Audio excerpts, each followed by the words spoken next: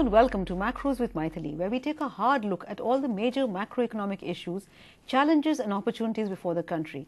The recent visit of the Chinese President Xi Jinping, the first such visit after the Modi government took over, presented one such opportunity. An opportunity for the two Asian giants to come together to forge deeper economic ties and truly make the 21st century an Asian century.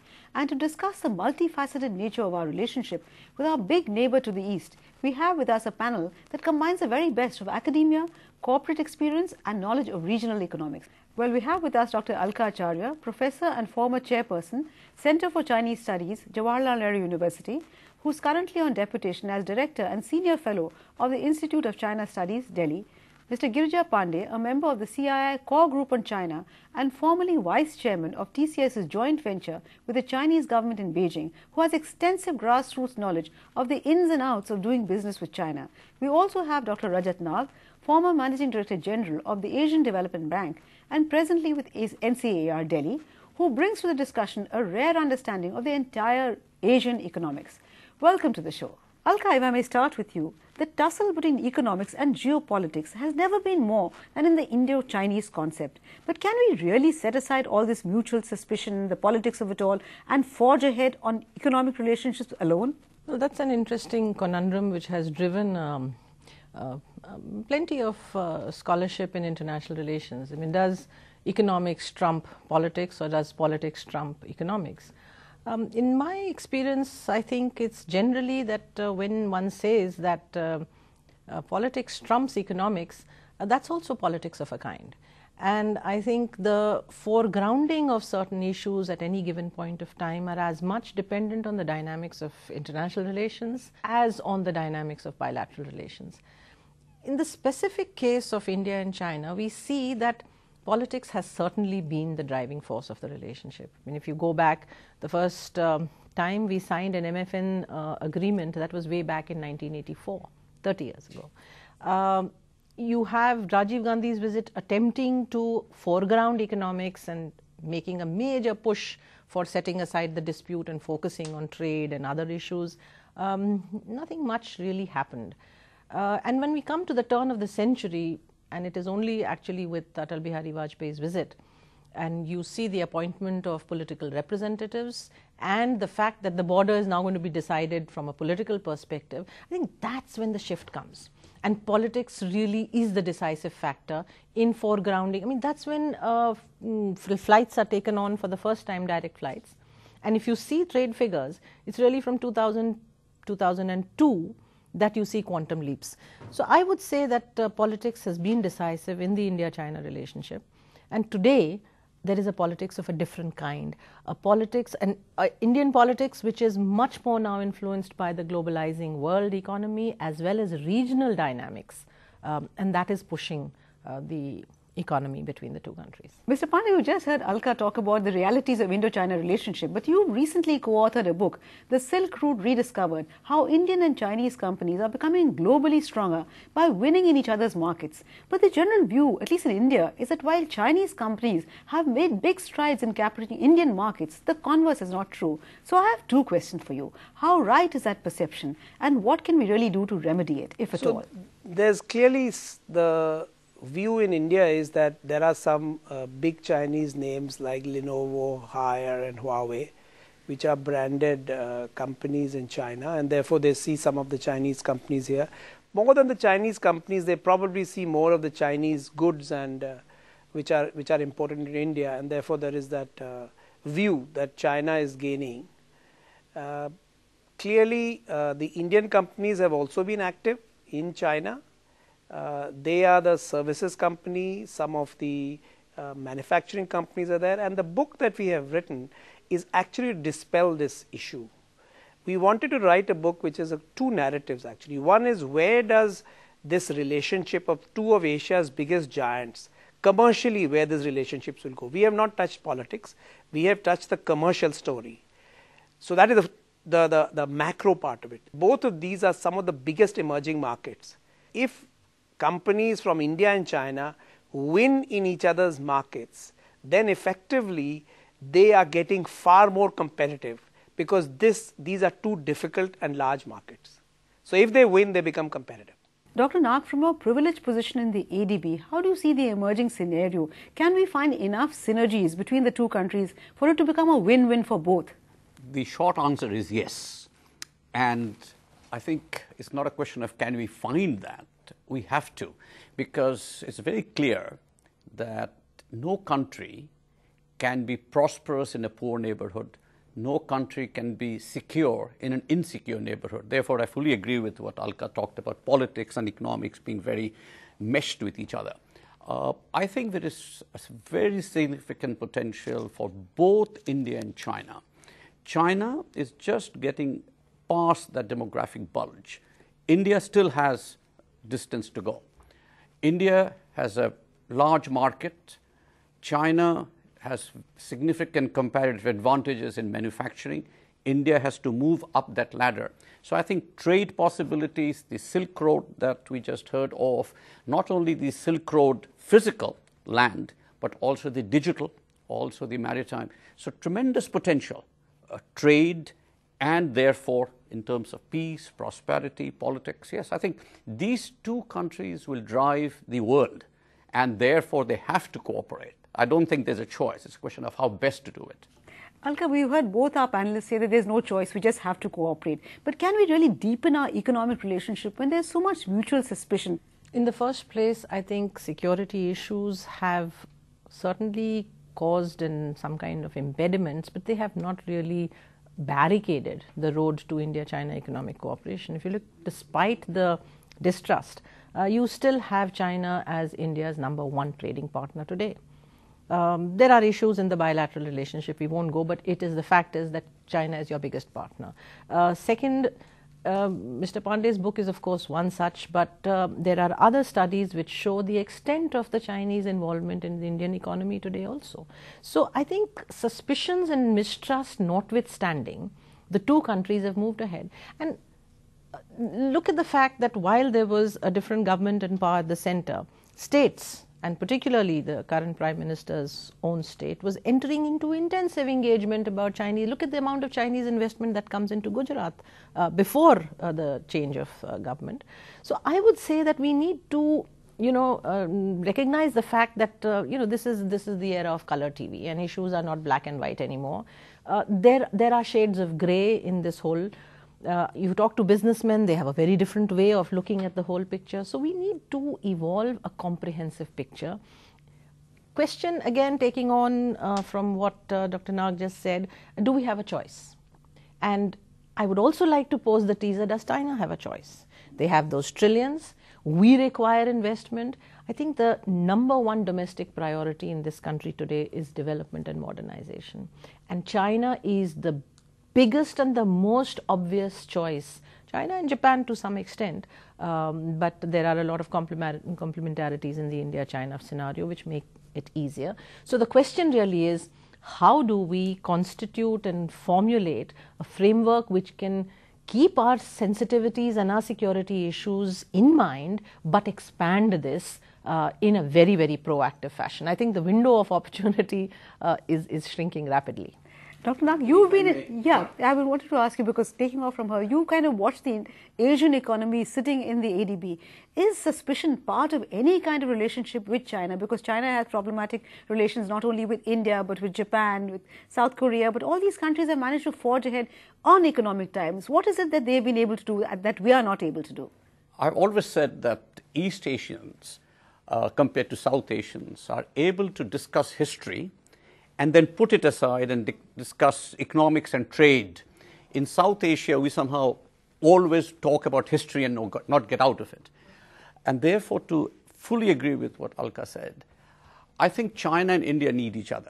And your point is well taken about reducing the trust deficit. But my point is that greater cooperation is the way to reduce that trust deficit. You can't sort of take the reducing the trust deficit as a starting point. You get cooperation and it will reduce the trust deficit as we go along. Mr. Pande, trust deficit is something that is perhaps more at the political level, but you've been a member of the CII core group. So has the earlier distrust of Chinese corporates, of Chinese government by Indian corporates disappeared? Remember the Bombay Club earlier? There was a fear that Chinese would decimate Indian industry. It hasn't happened as yet. So is it because Indian industry has become more competitive, or is it that the Chinese have really moved up the value chain and they vacated the lower rungs for us, and that's what we're happy to grab? So you've asked a lot of issues in this question. Number one, I think while we've probably gone beyond the Bombay Club of the 90s. India has opened up for all countries, not just for China, and therefore the foreign investment, the foreign companies who've come in, I think that issue, and more importantly, Indian companies have gone out very successfully, and therefore the whole issue of who is coming in and who is going out becomes a little theoretical. When the Chinese are also going out, and Indian companies, there are over 160 Indian companies in China going in. I think the Indian companies, we have said that there is the story that is going forward between Indian companies going into China and Chinese companies coming into India is more now of convergence. There is a very standard view that China is a manufacturing center of the world and India is the back office of the world. As we see the future, we are saying this will converge. They are not complementarity. China will move into services. They have major issues on cost structures, on the availability, on the aging of the labor force, on pollution. That will force them into certain kinds of manufacturing. That will force them into services. India, which has largely been in services, will move into manufacturing of certain kinds. So I think we see convergence. The whole theme of the book is convergence in both these economies. And that's where you are going to see the Indians moving into China in some areas, servicing them, of course, the IT industry, the pharma industry, what we also think is some of the light manufacturing, the auto component industry. We can see some of the services like tourism. China has a huge outbound tourism of nearly 98 million Chinese traveled outside. And they will come into India as part of the manufacturing chain. If India has to be a manufacturing power, it has to be far more globally linked. So we need to be part of the supply chain of China, supply chain of Asia, to be a manufacturing powerhouse. We just can't think of manufacturing for domestic requirements.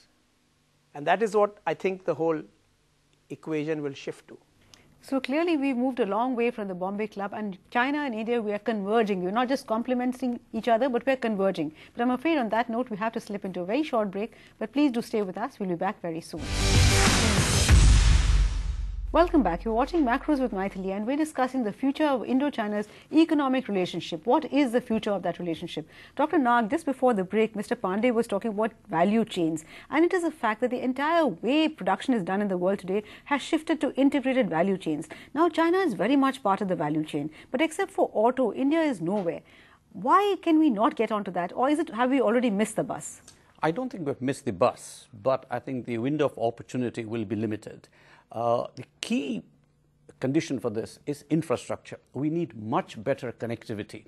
You cannot be part of an Asian supply chain or a global supply chain if you do not have the infrastructure, not only to manufacture, but then to get it to the port, get it out of the port, get it to your destination. And that is where I think India will have to invest massively in infrastructure to improve connectivity.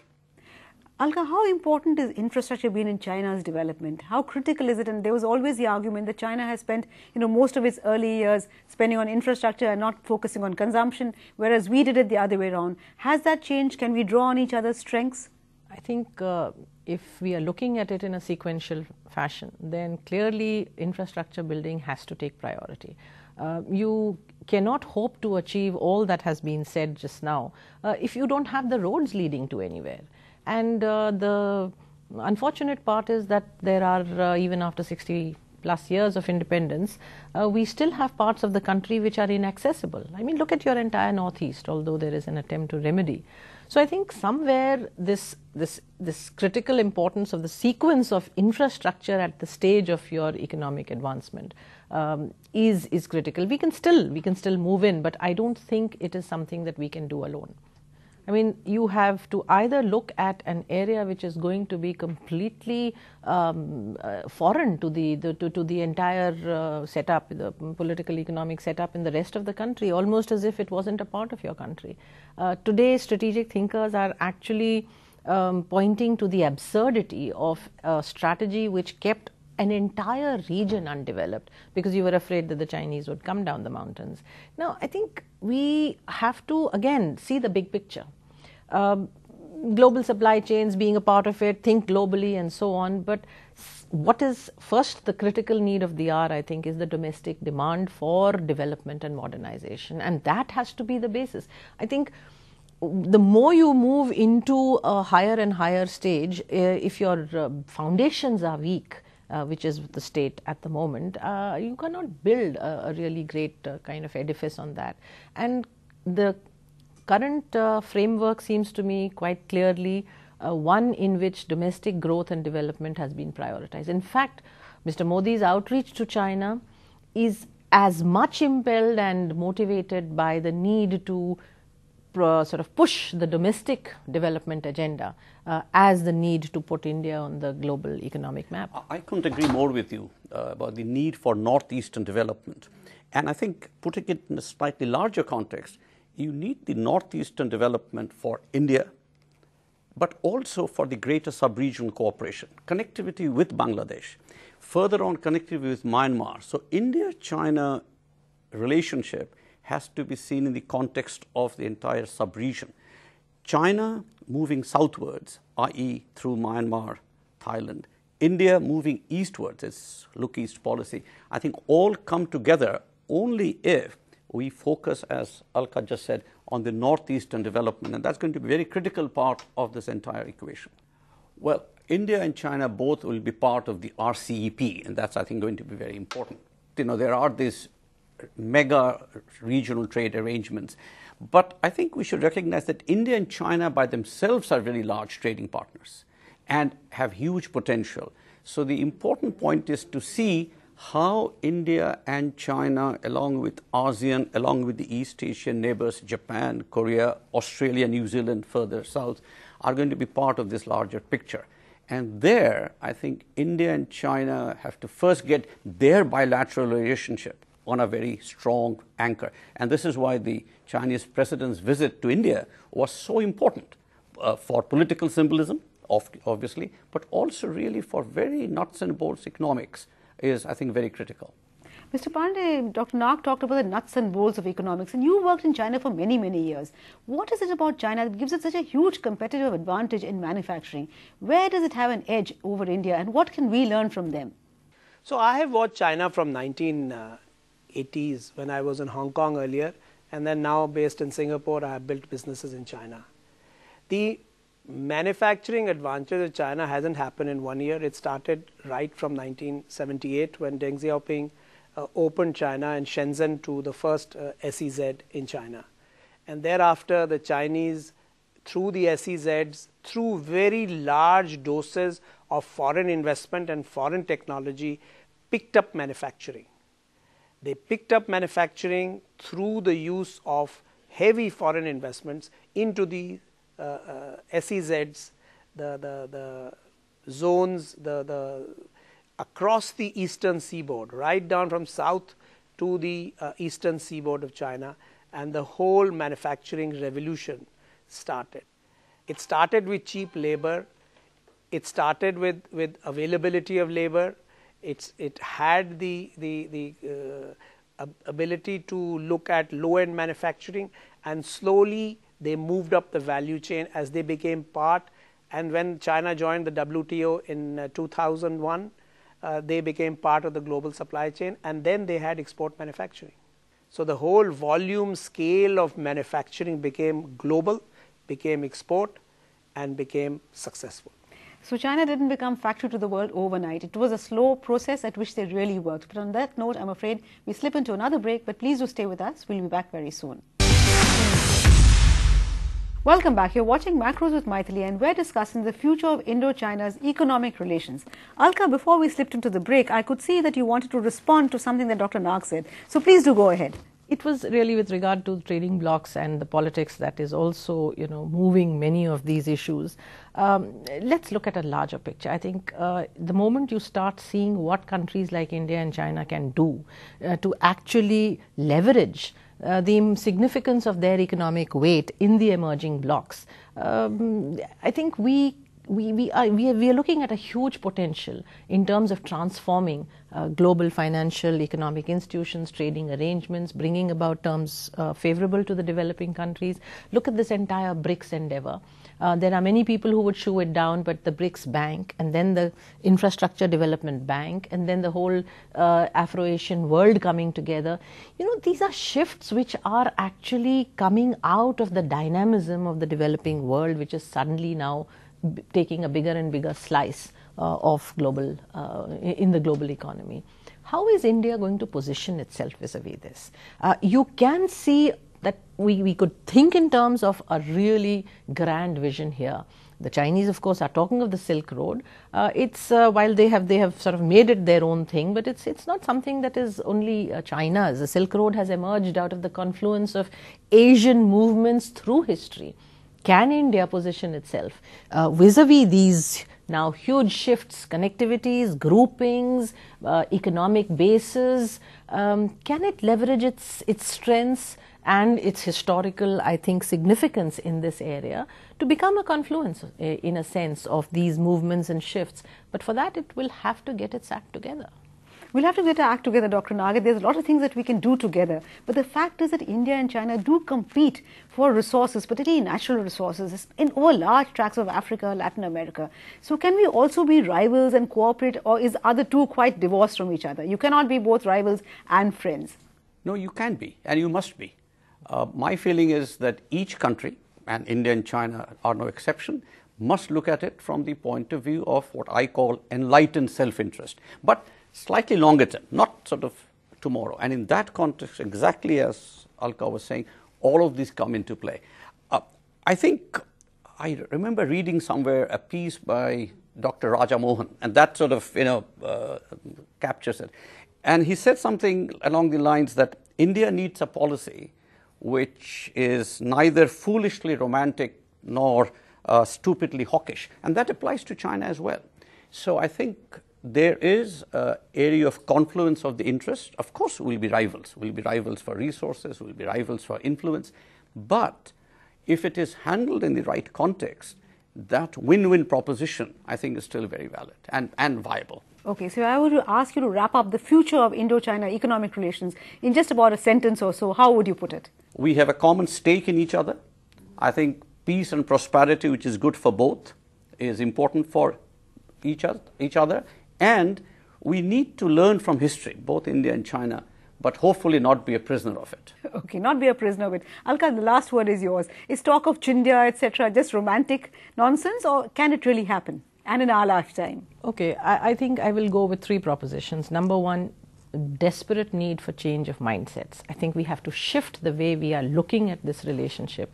And this is not about being foolishly romantic. Yes, we have to keep our guns and powder dry. So change of mindsets in looking at the potential between India and China, of India and China together for economic cooperation. Number two, the sky is the limit. I think you can't talk of 2 billion plus people on either side and not realize the power of the potential power of the people when they get going. It's huge. And I think somewhere the last point is Asian century, we have to go beyond the rhetoric. What will the Asian century actually mean? And it cannot have anything but a cooperative framework. Competition notwithstanding. Absolutely. So power clearly doesn't flow out of the barrel of a gun anymore. It comes from people. Well, I'm afraid that's all the time we have in this edition of Macros with Mythili. Thank you, Dr. Naga and Alka as well. Also, Mr. Pande, for joining us in this really important discussion on the future of Indo-China's economic relations. Thank you also for watching, but we'll be back next week, same time, with yet another edition of Macros with Mythili. Till then, it's thank you and goodbye from all of us at ET Now.